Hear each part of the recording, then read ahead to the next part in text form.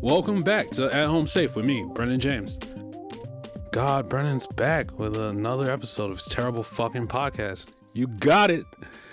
Last week I said I was going to try to be more organized, and I think I've succeeded. I've actually typed out a whole itinerary of shit that I want to talk about, and knowing me, I'll probably go on some random fucking rant at some point, but that's the nature of the game. That's how it goes. I've been getting a lot of positive feedback about At Home Safe, which I'm loving.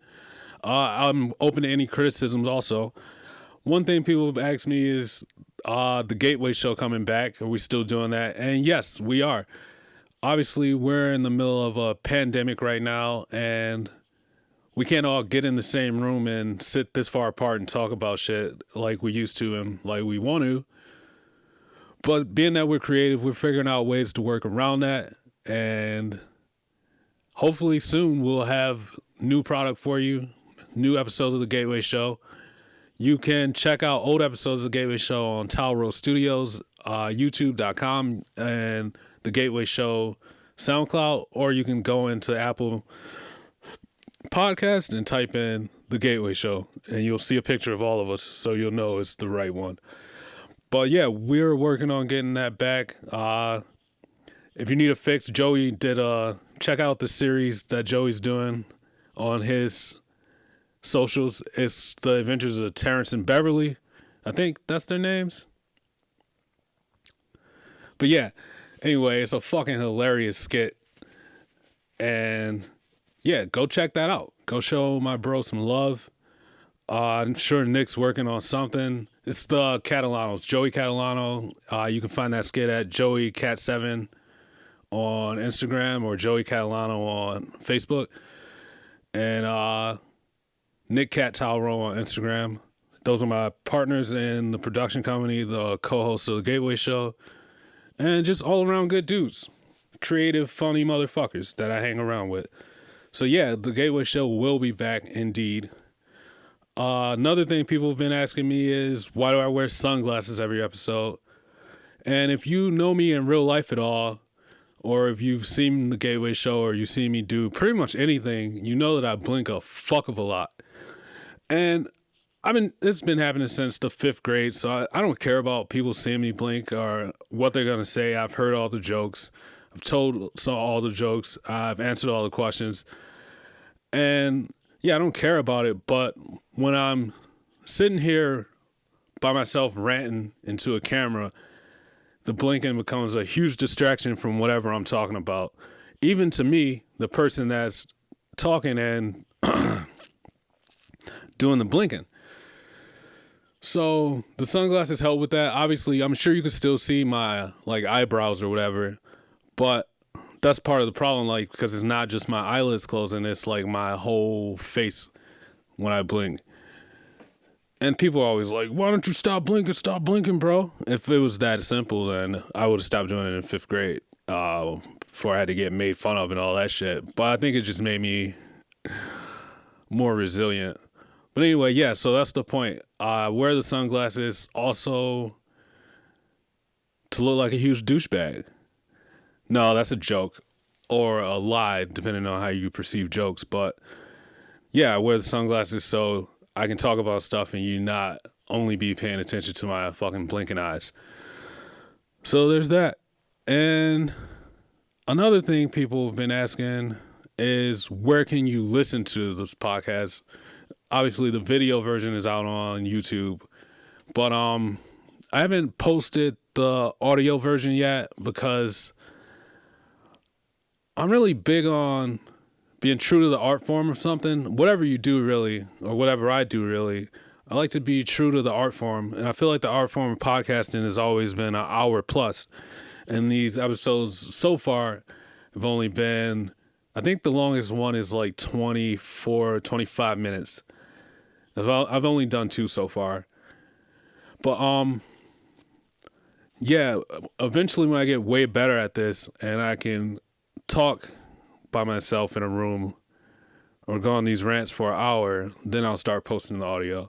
But I feel like it's robbing people to just give them, I don't know, So just give them 30 minutes of me talking about nothing.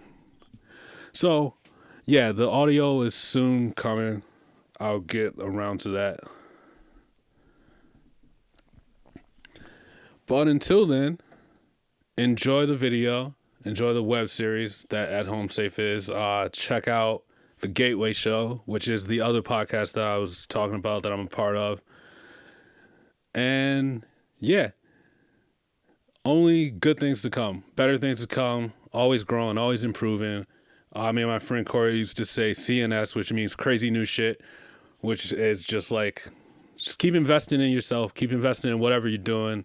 Keep making it better. Keep it growing. Keep it going. So yeah, there's that. Lastly, the thing that people have been asking me is how is quitting smoking going? And unfortunately, I'm still smoking out, pouring up, putting drink off in my cup. Rest in peace, Pimp C. It's not that it's super hard to quit smoking, but I probably made every excuse. And also, I feel like at this point, as much as I've been smoking, the way that I've been smoking, and for as long as I've been smoking, I probably won't help to quit right now. Whatever damage is done is probably done, because I'm 12 years in of smoking heavily. So, but most likely I'll run out of weed. So it'll happen either way. So that's the good news if you're really concerned about me laying off the Chiba. But until then, as the great spiritual healer Wiz Khalifa once said, I'm still blazing. So one thing I wanted to talk about, usually I ignore this type of stuff, all these social media things where it's or if you had to choose one, if one had to go, usually I just fucking don't participate in that shit. But there's one about movies, and also I'm trying not to be as judgmental and pessimistic. I'm trying not to look down on shit. That's a part of the cultural zeitgeist, because you only live once, and these times are making me feel a lot more like that. So anyway, this one is a list of 9 movies, and if you can only choose 3 of them. And so I went by row. The first row is, the rows are as follows. The first row is Goodfellas, Pulp Fiction, and Inception. The next row is Avengers Infinity War, The Dark Knight, and Star Wars The Empire Strikes Back. Third row is Space Jam versus Toy Story versus Jurassic Park. So for me, I'll start by saying Pulp Fiction is probably the first rated R movie that I ever actually saw. I saw Friday before it, but Friday's pretty mild. If you've seen Pulp Fiction, you know it's pretty wild. And I didn't know what the movie was about. I was just a young kid, and I saw the commercials of Travolta fucking dancing like Batman. So I thought it was going to be fucking sweet. So I was like, Ma, I want to watch this. And she was like, no, you don't. You don't even know what that's about. And I kept insisting, so she let me watch it. And then I was terrified because, spoiler alert, in one part, a bitch ODs, and they stick a needle in her tit to bring her back.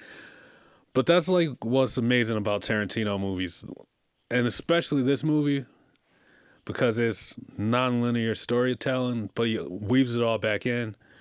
It's really genius. So, and then Goodfellas is it's just one of these classic movies that I can't find anything wrong with. Whenever it's on, no matter how many times I've seen it, I'm always down to watch it. It's just a good-ass movie. And then there's Inception, which I'll be honest, I've never seen Inception. I've seen clips of Inception. I think I tried to watch Inception on a date, and then other stuff started happening, so didn't really get to watch it. So for me, out of the first row, Inception's the one that's getting the fuck out of here.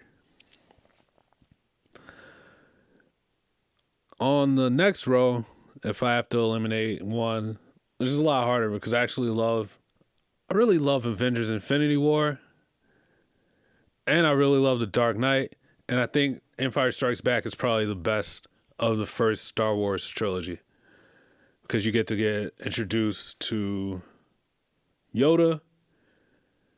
Luke gets to use his powers and understand them better, and you get to see Jabba the Hutt, and let's not even get into Leia. But yeah, this is a very hard row for me. But I'm gonna have to say Infinity War has to go, most likely because there's so much backstory, so many characters, and so much foreshadowing that you have to have fresh in your mind when you watch it, that without the other 17 movies that came before it, it's like not as good if you're not like in tune to everything that happened to every superhero that shows up in Infinity War. But even if you aren't, it'll still be a good movie to watch if you just need something to watch. There's like shit blowing up, the superhero shit, all the staples of what makes a good superhero movie. But against The Dark Knight and Empire Strikes Back, I'm going to say it loses. Third row, between Space Jam, Toy Story, and Jurassic Park. That's my whole childhood, really, to be honest. And it's fucked up that you would even have to choose between these. Jurassic Park changed CGI animatronics forever. Toy Story changed animation and 3D animation forever. Space Jam is just a really good-ass movie. But Space Jam's the one that I'm going to have to slice out of this row. Because against Toy Story, which I can still watch right now today, and Jurassic Park is another one of those movies that whenever it's on, I still want to watch. I still want to see it. Even I know the lines. I'm sure everybody does. And it made a ton of money when it came out, at least a ton of money for back then. And so did Toy Story, and so did Space Jam. But at the end of the day, Space Jam's just a story about Michael Jordan hooping with the Looney Tunes against some aliens. And while it's very sweet, I would say it's the weaker of these three.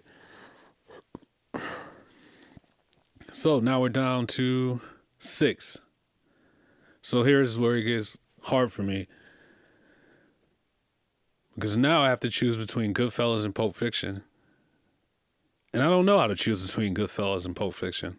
I feel like I probably would have to go Goodfellas. Mostly because, it's like I said before, it's like a perfect movie for everything that I like. And Pulp Fiction, there's a lot of twists and turns, and like I said, it's non-linear storytelling. So you really have to pay attention throughout the whole movie. And there's so many iconic scenes in Pulp Fiction, but I think there's way more just culturally iconic shit from Goodfellas. Plus, it's based on a true story, and I think that's what wins out for me overall, is the fact that the crazy shit you see in Goodfellas, some of it, if it's not fabricated, it actually happened in real fucking life, and that's pretty insane. So, yeah, Goodfellas wins out against Pulp Fiction and Inception, the champion of row 1. Now I have to choose between The Dark Knight and Empire Strikes Back, which might even be a harder choice than Pulp Fiction versus Goodfellas. But I think when it comes down to it, Empire Strikes Back, I'm going to have to choose Empire Strikes Back, and I'm going to have to toss out The Dark Knight. Not because, I know guys, calm down, it's one of the best movies, and Heath Ledger's last movie, and all that, and I get it, and I know. But there's so much iconic shit in Empire Strikes Back, and this is the second of a trilogy, just like Empire Strikes Back.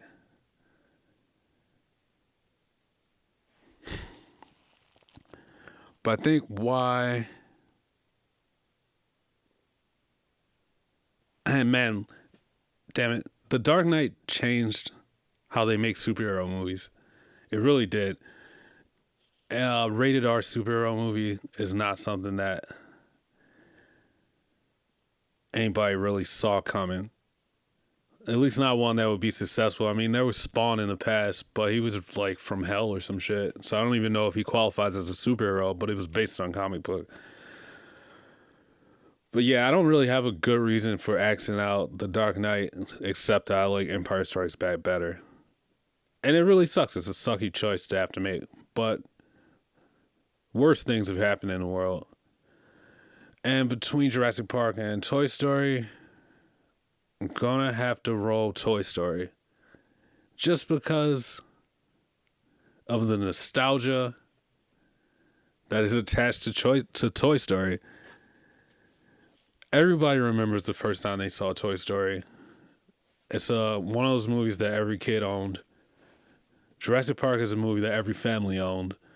But if you were a kid in this time period, like I was, Toy Story holds a special place in your heart, like no other movie or no other thing, really.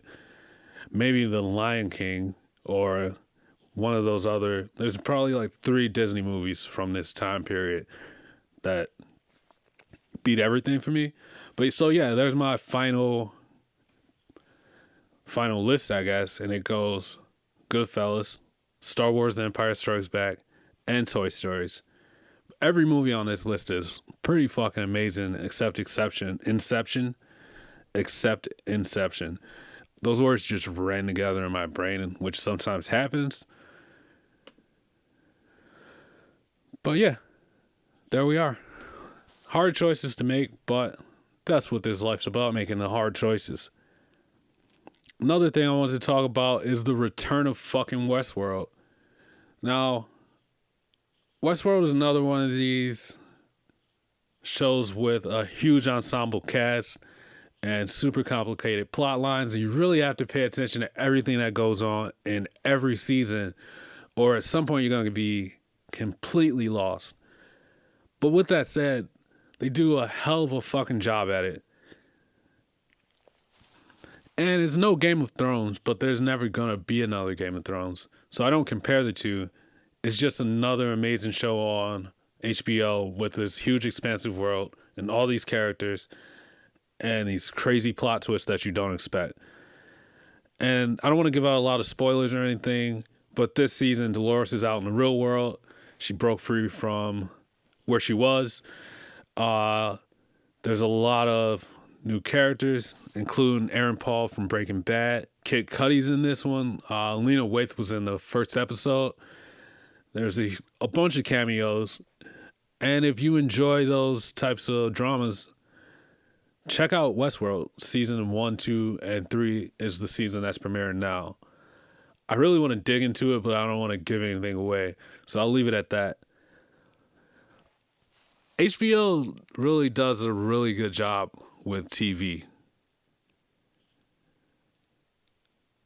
I think that's why they're the only premium channel that can compete against Netflix and Hulu just off the base of the shows that they've already premiered, like Sopranos or Boardwalk Empire. They've always had really epic, really dope shows. Last year they had a show about Chernobyl, a nuclear explosion in the Soviet Union and how it was covered up. And it was so fucking gripping and so, like, you really got invested in the characters and how it played out. And you really, by the end of it, you're really upset that people had to go through the things that the characters had to go through. Because it's based on a true story and a true cover-up, I believe. But yeah, and the person who did the music for it is the same person who did the music for the Joker movie. And if you've seen the Joker movie, the music in that shit is amazing. And then they have this show that Drake produced with... I forgot how you say that girl's name. Damn. My fucking brain's freezing. But it's called Euphoria. And it's about all these millennials, which can be a deterrent at first. But it's really about this girl and like how she had anxiety and depression from a very young age, and they just prescribed her like hundreds upon hundreds of pills, and then her dad got sick, and then she started taking his pills. And when they shoot the scenes of the characters being high, it's not like the cheesy way you normally see in movies of like, oh, this character's high and the fucking world's melting around them. They really do a good job of drifting into these like dream sequences and these like, I don't even know what you would call it, but like scenarios of the main character's mind. And they go in and out of that, back and forth to the real world. And you really feel like her sadness, and you feel her panic and anxiety just from the camera work and the visual effects alone. And then the music just is the icing on the cake. I think every HBO show has amazing music. Last HBO show I want to talk about is Curb Your Enthusiasm, which I think on the Gateway Show we've probably talked about it to death. But I think it's by far the best comedy that's ever aired on TV. The only thing that might be close to it is Always Sunny in Philadelphia. And this season, there's so many Vince Vaughn's in this season. Andrew Santino, who you might not know, but if you watch Little Dicky Show Dave, he's the redheaded best friend. He has a cameo in this season. Nick Kroll, who is the star of Kroll Show, is a sweet-ass sketch show from back in the day. Abby Jacobson from Broad City. And, Sweet D from fucking Always Sunny makes a reappearance as her character, too. So if you haven't seen this season of Curb, check that shit out. It's the exact same hilarity that it's always been, and you'll love it. It's not an HBO show, but Ozark season 3 is back. I won't give out any spoilers. I've seen the first episode of season 3, and I'm just as impressed as I've always been. But I'm really impressed with Jason Bateman and how masterful of an actor he is. He switches back and forth from comedy to drama, and he does it in a way where he never stops being Jason Bateman. Like his cadence, the way he acts on screen, it's almost the exact same, except he dials it a little bit this way or a little bit that way, and it always falls perfect. He's such a good fucking actor, dude. I really look up to and admire how he does his thing. This is actually, I did another episode, but I didn't air it because it gets a little bit too heavy and like sad and down in the dumps. It's basically just having like high anxiety that day, and I really didn't feel like podcasting. And then I really just I talked about, I didn't say those two words, but I talked about the pandemic a lot. And I really made this podcast to get away from that. To try to lighten the mood and take people's mind off of that. And obviously you have to pay attention to it because you have to know what's going on, but it's everywhere. So I really wanted for this to be my escape and for you guys to be you guys' escape too. So that episode might air and it might not. Depends on how I'm feeling or what I'm doing. I haven't even looked back at it yet, but like as soon as I ended it, I just felt like, what a shitty episode. Like, I felt depressed. So I know if you see it, you'll probably feel depressed from it too. So I just let that shit rock. But podcasting is supposed to be therapeutic. It's supposed to be a window into a podcaster. So that's the only reason I'm debating putting it out. Just because even though it's sad and heavy, it is an honest episode. And there will be more honest episodes, but when the world's not in a state of crisis. Not that these episodes aren't honest, but they aren't like, I'm not like harping on how anxious or sad or full of despair I might feel at certain points of the day or through the week.